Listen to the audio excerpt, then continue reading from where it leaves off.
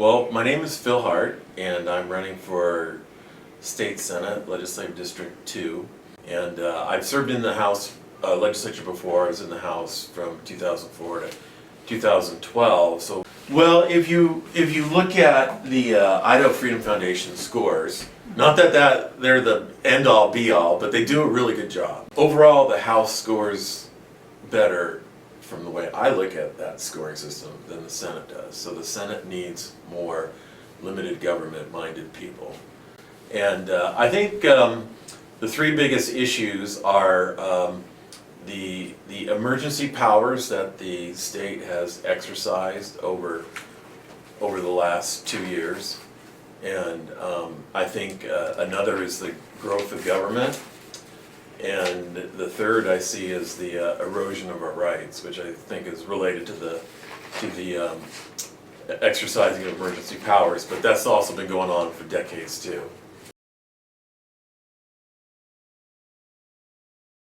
I think everybody across the board, virtually 100% of everybody, was concerned about it.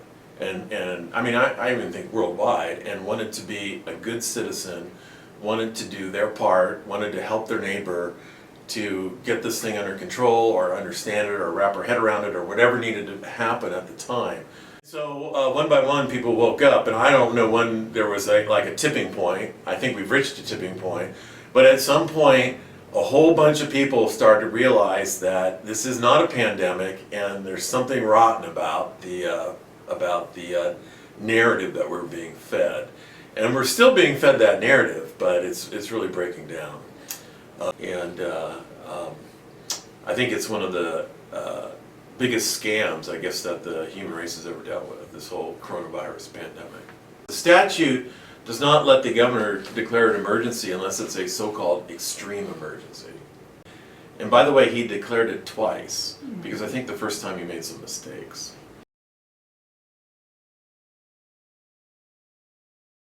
And so by the way, I'm totally opposed to that. So the problem isn't we need a convention of states. The problem is we need less ignorance and less apathy. And then we could probably solve all those problems. As a legislator, in my history as a legislator, I believe I had a 100% pro-life voting record. I don't know I can't remember there was ever a bill that was pro-life that I didn't vote for.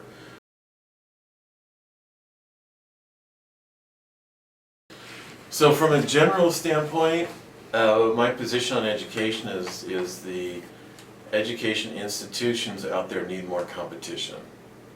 I think competition is healthy, whether it's sports or business or education, it will make for better institutions. And I think however we can bring competition into education, we should do it. So if by having a voucher that travels with a student, giving choice to the parent or maybe choice to the student, that's going to create competition in education. So I would support that.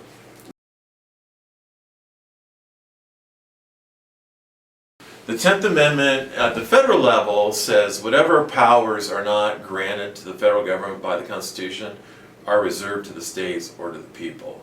And the Idaho Supreme Court said that if the state constitution is silent on an issue, that means the state government has that power. Because the only powers the state government doesn't have, according to the Idaho Supreme Court, are the powers delegated to the federal government through the Constitution at the federal level, or powers specifically denied the state in the state constitution. So unless it meets those tests, the state has the power. So if the state constitution is silent on an issue, and in no other place has that power been addressed, the Idaho Supreme Court says the state has that power. So I was shocked when I read that, and shocked to believe that that's how the courts look at our state powers.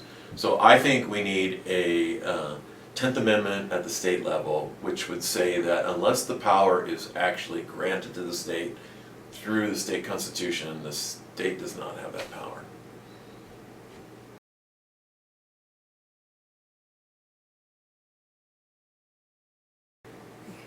What has been your greatest achievement in standing against a tyrannical government?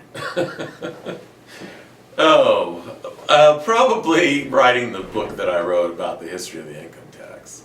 Well, I found so much information that wasn't in the literature, and I had read most of the literature. And I thought, I need to put this out there for public consumption. So I wrote a 450-page book titled Constitutional Income. And I just analyzed what the meaning of the word income was. So my book doesn't tell you to do anything other than be a political activist. My book is a historical analysis of what that word income means. And it's more of an academic book, and it's not at all a how-to book. A how-to book might say, well, either file or don't file, and if you do file, do it this way. I didn't go there at all. And I didn't even accuse anyone of wrongdoing except for Congress, because Congress has written those statutes in a very convoluted way so that it's hard to follow the tax codes. So Congress, I think, is the villain, not the enforcement agency. What is the most fundamental purpose and role of government? So that's a good question. According to the Bible, it's to praise those who do good and punish those who do evil. So that's in Romans chapter 13 and 1 Peter chapter 2.